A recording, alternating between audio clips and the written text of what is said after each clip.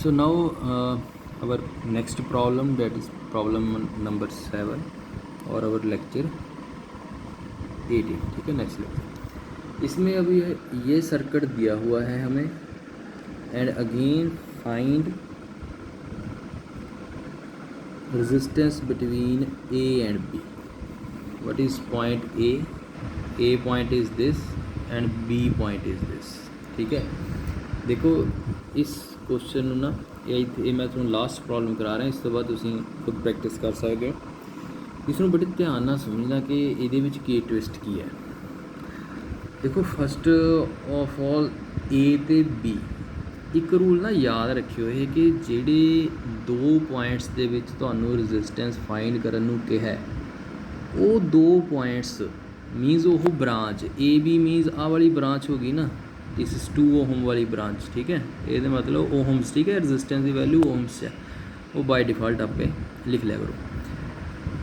सो इस ब्रांच ਨੂੰ ਤੁਸੀਂ ਉਸ ਕੁਐਸਚਨ ਦੇ ਲਾਸਟ ਸਟੈਪ ਤੱਕ ਇਹ ਬ੍ਰਾਂਚ ਐਗਜ਼ਿਸਟ ਕਰਨੀ ਚਾਹੀਦੀ ਹੈ, ਕਿਉਂਕਿ ਅਗਰ ਤੁਸੀਂ ਇਹ ਬ੍ਰਾਂਚ ਹੀ ਖਤਮ ਕਰਤੀ ਤਾਂ ਜੋ ਪੁੱਛਿਆ ਸੀ ਉਹ ਉਦੋਂ ਦਾ ਤੁਸੀਂ ਕਿਤੇ ਅਲੱਗ ਰਸਤੇ 'ਤੇ ਚਲੇ ਗਏ ਤਾਂ ਆਨਸਰ ਹਮੇਸ਼ਾ ਹੀ ਗਲਤ ਆਏਗਾ.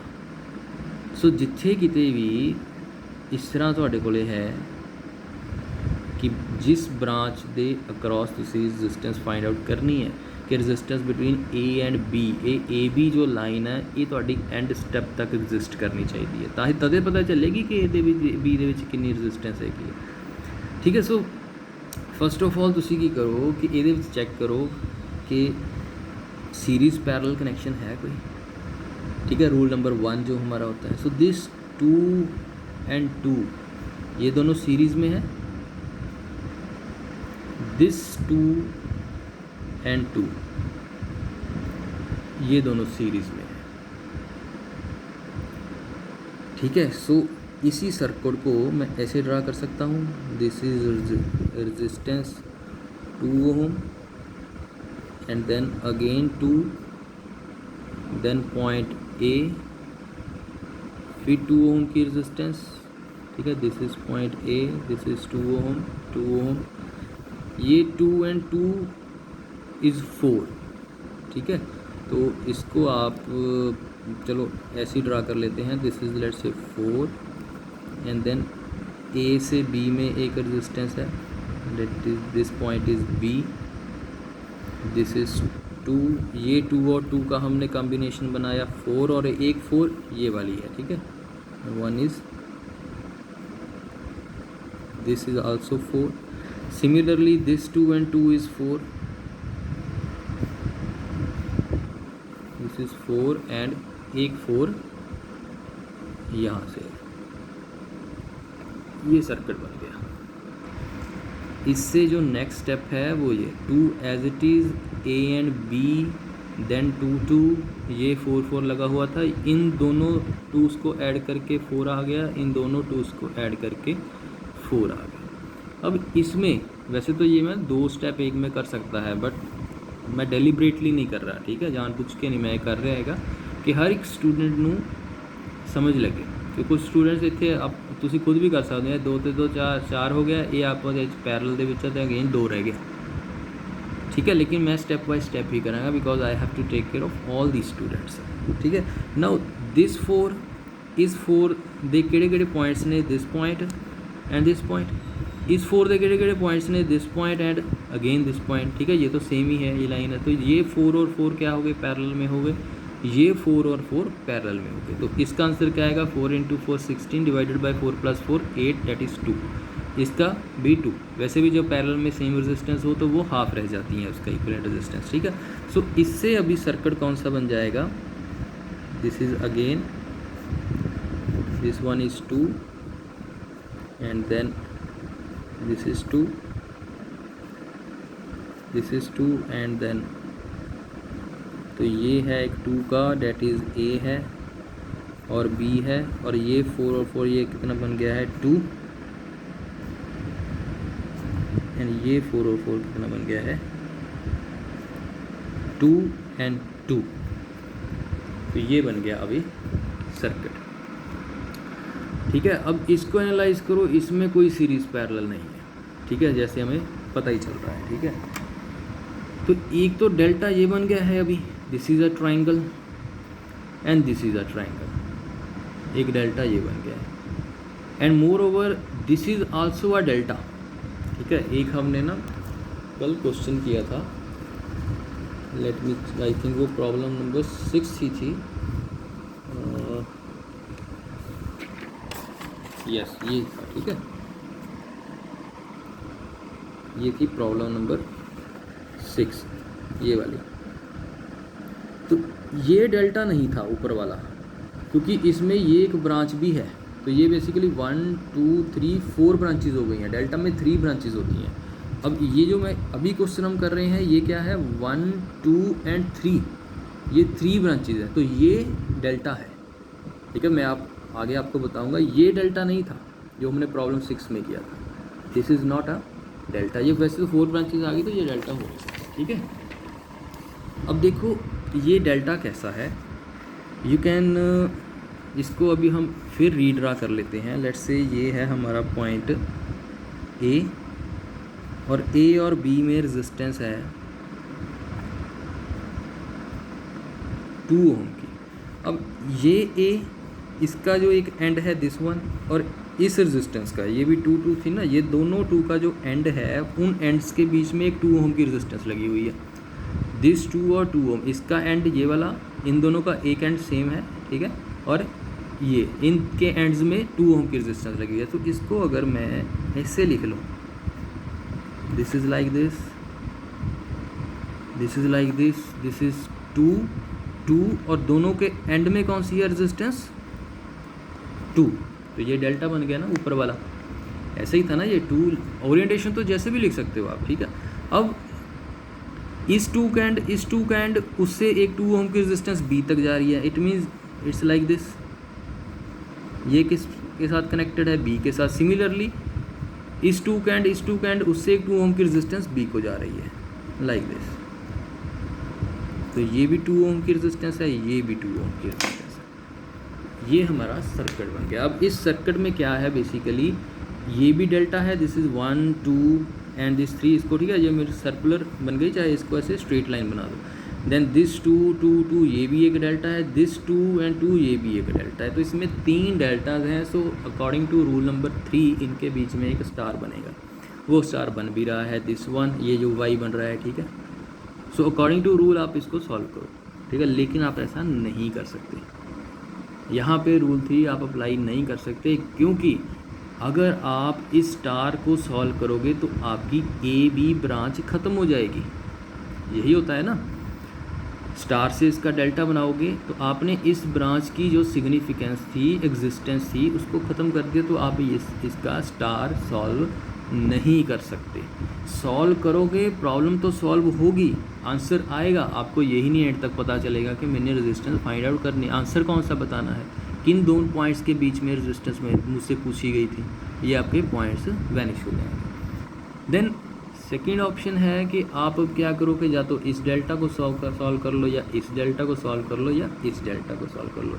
अब neither you can solve this delta nor you can solve this delta, क्योंकि इस डेल्टा को सॉल्व करोगे तो ए बी ब्रांच बीच में आ रही है, ए बी ब्रांच आपको लास्ट तक चाहिए, और आंसर ही आना चाहिए। आंसर हम ऐसे लिखते होते हैं ना, जो जितने भी मैंने आपको प्रॉब्लम्स कराए हैं कि ए और बी में पूछा था, ए और बी एक रेजिस्टेंस रह गई, उसकी जो वैल्यू आई 2.66 या 6.4 हो, वो हमने फाइंड आउट कर लिया।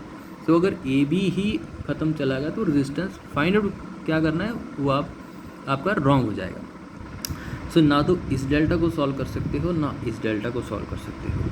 ठीक है, उस डेल्टा को सॉल्व करो अब जिसमें ए बी की एग्जिस्टेंस नहीं है, वो कौन सा है, ये वाला डेल्टा है। तो इसका जो स्टार है, इस डेल्टा को सॉल्व करना है, इसका स्टार बनाना है। ठीक है, इसका स्टार ऐसे बना लो, यहाँ से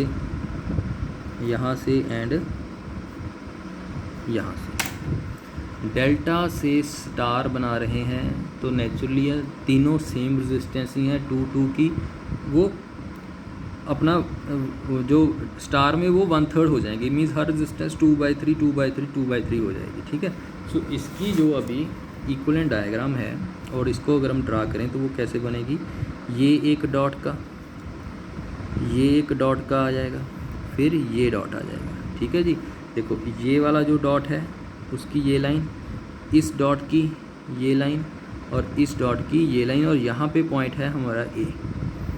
उसके बाद फिर 2 ओम की रेजिस्टेंस के साथ पॉइंट है बी। ठीक है, सो ये ब्रांच ख़त्म हो जाएगी, इनकी जगह पे ये नई 3 ब्रांच बन गई और ये एक हो गया, और एक हमारे पास जो ऑलरेडी यहाँ पे थे, ये कौन सी है वैल्यू, 2 ओम की ये वैल्यू है और 2 ओम की ये वैल्यू है। और ये जो तीनों वैल्यूज़ बनी है ये 2/3 की बनी है, मीन्स 0.66 की ये बनी, 0.66 की ये बनी, 0.66 की ये बनी। ठीक है जी, तो ये हमारे पास रिड्यूस हो गया। अब इसमें फिर अब ये प्रॉब्लम सॉल्व हो गई है। ठीक है, अब इसमें आप चेक करो, ये 2 और ये दोनों, दिस एंड दिस, ये दोनों सीरीज़ में है, दिस एंड दिस ये दोनों सीरीज़ में है। ठीक है, तो इसका जो अभी डायग्राम बनेगी वो कैसे बनेगी,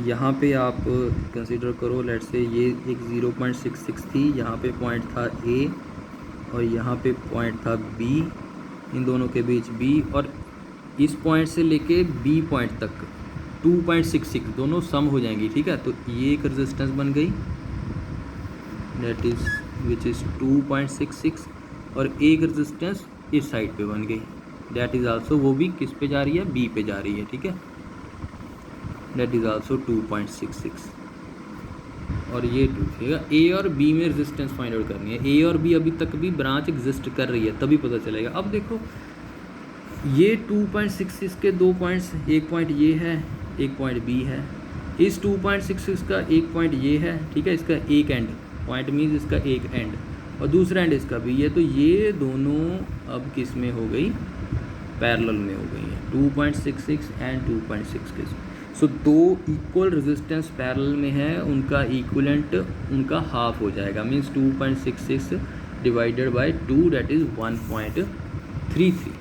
तो ये हमारे पास अब कैसे बन जाएगा सर्किट, दिस वन, ये पॉइंट है ए, ये पॉइंट है बी, ये रेजिस्टेंस है 2, ये रेजिस्टेंस है 0.66, और यहाँ पे आ गया है वैल्यू 1.33। तो अब ये सर्किट ये बन गया। अब इसमें आप देखो कि 1.33, देखो ये पॉइंट्स है ना, इट मीन्स यहाँ पे ना ए और बी मीन्स यहाँ पे ना एक वोल्टेज सोर्स लगा हुआ है। ठीक है, यहाँ पे तो आप 2 और 0.6 को तो कभी भी सीरीज़ में बोल नहीं सकते, क्योंकि यहाँ से जो करंट है, सीरीज़ मतलब करंट रेजिस्टेंस में सेम जाता है, पैरेलल मतलब डिफरेंट जाता है। ठीक है, यहाँ से करंट क्या है, सम ऊपर की डायरेक्शन को जाएगा, कुछ करंट नीचे की डायरेक्शन को जाएगा। सो ये दोनों रेजिस्टेंस कभी भी सीरीज़ में नहीं आप बोल सकते। यहाँ से जो पॉइंट निकला हुआ है मीन्स वहाँ से करंट डिस्ट्रीब्यूट हो रहा है। सो ये जो करंट ऊपर जाएगा वही करंट 1.33 में जाएगा। So it means 1.33 and 0.66 is again in series. तो इनका जो सम है वो क्या हो जाएगा, 1.99। 1.33 प्लस 0.66 इज़ 1.99 लिख लो, और इसको अप्रॉक्सीमेटली 2 लिख लो। ठीक है, बिकॉज अदर भी 2 है तो अदर कैलकुलेशन हमारी ईजी हो जाएगी। सो इससे अभी सर्किट कौन सा बन जाएगा, लेट्स से ये है पॉइंट ए, ये है पॉइंट बी विच इज़ 2। एक इनका जो ए से जो ये इक्विवेलेंट रेजिस्टेंस बनेगी उसका एक एंड ए पे है, दूसरा बी पे है, तो उसको आप ऐसे लिख लो। तो this is 2 and this is 1.99। अब इसका ये दोनों किस में हो गए हैं, पैरेलल में हो गए हैं। इसका आंसर मीन्स 2 और 1.99 इज आल्सो अप्रॉक्सीमेट 2। तो इसका आंसर क्या आएगा, 2 डिवाइडेड बाय 1। दोनों पैरेलल में हो गए, 1 ओम की रेजिस्टेंस ए और बी में, और अप्रॉक्सीमेटली 1 से थोड़ा बहुत कम होगा। ठीक है, तो 0.99 आ जाएगा। So this is our required, this is A, this is B, answer is approximately 1 ohm. This is मैंने अप्रॉक्सीमेटली का साइन लिख दिया। ठीक है जी, सो ये बहुत ही इम्पोर्टेंट प्रॉब्लम थी। इसको पहले अभी हम थोड़ा सा समराइज़ कर लेते हैं। 7 मैंने आपको प्रॉब्लम्स करा दी, कि कोई भी सर्किट दिया हुआ है उसमें पहले चेक कर लो कि सीरीज़ पैरेलल है या नहीं है। इसमें थे सीरीज़, इसमें थे सीरीज़, तो उसको हमने ऐसे लिख लिया। फिर उसमें पैरेलल और पैरेलल थे, फिर उसको ऐसे लिख लिया। फिर इसको थोड़ा सा रीअरेंज करके इसके 3 डेल्टास बन गए हैं। अब देखो कौन सा रूल लगाते समय इस थिंग का भी ख्याल रखना है कि जो फाइंड आउट करना है वही मिस ना हो जाए। तो ना तो आप अभी स्टार सॉल्व कर सकते थे, ना ये डेल्टा सॉल्व कर सकते थे, ना ये डेल्टा सॉल्व कर सकते थे। आपके पास अब ऑप्शन ही एक बच गई है और कुछ आप कर ही नहीं सकते। इस डेल्टा को सॉल्व कर लो, वो स्टार बना लो डेल्टा टू स्टार कन्वर्जन से, फिर ये प्रॉब्लम सॉल्व हो जाएगी। ठीक है जी। सो अभी हमने 7 प्रॉब्लम्स, मैंने आपको मेजर प्रॉब्लम्स करा दी हैं। ठीक है, वैसे तो मैं आपको बड़ी सिंपल प्रॉब्लम्स भी करा सकता था कि सिंपल उसमें स्टार डेल्टा कन्वर्ट करो, ठीक है, ये हो सकता है। लेकिन मैंने आपको अपनी तरफ से काफ़ी इसकी टाइप्स सॉल्व करा दी हैं। 7 प्रॉब्लम्स हमने सॉल्व कर ली हैं। अभी आप अपने लेवल पे भी ट्राई कर सकते हो, ठीक है, ऐसी प्रॉब्लम्स के साथ। प्रॉब्लम ऐसी ही होगी, ठीक है, कोई ज़्यादा लेंथी होगी, किसमें अगर रेजिस्टेंस की वैल्यू इक्वल नहीं दी होगी तो वो कैलकुलेशन थोड़ी सी टफ हो जाएगी। वैसे भी प्रॉब्लम्स हमने की है, ठीक है, आप कैलकुलेटर से कर लो, ठीक है। सो अभी ये आपकी प्रैक्टिस है, आप इसको अपनी प्रैक्टिस को एक्सटेंड कर सकते हो, ठीक है। So this complete the star delta load transformation topic, ठीक है। It's a very important topic and numericals हैं इसके बेस पे। इसके बाद जो हमारा नेक्स्ट टॉपिक होगा डेट इज़, हम सिंगल फेज और 3 फेज सिस्टम स्टडी कर रहे थे ना। सिंगल फेज सिस्टम, ये भी 3 फेज सिस्टम ही है ना, उसी का पार्ट चल रहा है ये भी, ठीक है। सिंगल फेज में तो स्टार डेल्टा होते नहीं है, 3 फेज में स्टार डेल्टा होते हैं। सिंगल फेज मीन्स एक सप्लाई सभी लोड्स को प्रोवाइड की जा रही है। 3 phase means you have a option of 3 supply. देखो कुछ के इलेक्ट्रॉनिक कंपोनेंट्स होते हैं जो सिंगल फेज से चल नहीं पाते, उनको ज़्यादा वोल्टेज चाहिए, उनको ज़्यादा करंट चाहिए चलने के लिए। अब आप उसकी एक ही वाइंडिंग को तो सारा करंट नहीं दे सकते, वो तो आई स्क्वायर आर से हीट प्रोड्यूस होगी और देयर इज़ अ पॉसिबिलिटी कि वो डिवाइस चल ही ना पाए, प्रॉपर जल जाए, ठीक है। तो उसके लिए क्या है कि उसकी 3 वाइंडिंग्स लगा देते हैं हम, तीनों में करंट तीनों वाइंडिंग्स ड्रा करेंगी और वो चलेगा। जैसे इंडक्शन मोटर होती है, ठीक है, हमारी जो मोटर होती है वो 3 फेस मोटर होती है। उसमें क्या है कि तीनों उस मोटर में भी 3 वाइंडिंग्स हैं और जिससे वो सप्लाई ले रहा है उसमें भी 3 वाइंडिंग्स हैं। जो हमारी सप्लाई होती है ना वो बेसिकली स्टार कनेक्शन में होती है, और जो लोड होता है वो स्टार में भी हो सकता है, वो डेल्टा में भी हो सकता है। जो 3 फेस मोटर होती है वो डेल्टा में होती है, ठीक है, और वो आइडेंटिकल होती हैं तीनों वाइंडिंग्स, ठीक है। सो वो अपनी सप्लाई से करंट लेगी और उसके अकॉर्डिंगली फिर वो चलेंगी, ठीक है। तो जो हमारा अब नेक्स्ट टॉपिक है that is balanced and unbalanced, concept of balanced and unbalanced 3 phase system. कि 3 फेज सिस्टम बैलेंस भी होता है, अनबैलेंस भी होता है, इसका मीनिंग क्या है, ठीक है। So this will be our next lecture, okay.